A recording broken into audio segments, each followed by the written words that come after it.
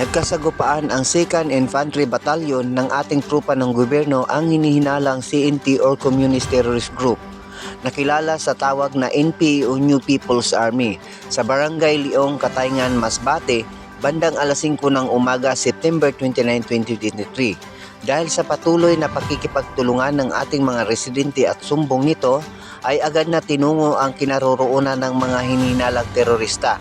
Nagresulta ito sa palitan ng putok at sagupaan.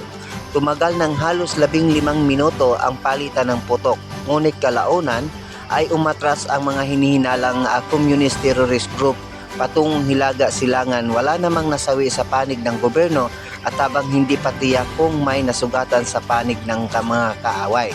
Nakuha naman ng trupa ng gobyerno ang isang M16 rifle, isang bandolier na may 5 magazine assembly, isang radyo, mga subversibong dokumento at mga personal na gamit ng kaaway.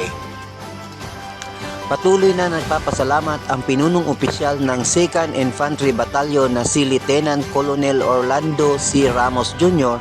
sa walang sawang suporta sa pakikipagtulungan ng mamamayan sa probinsya ng Masbate sa kampanya laban sa terorismo.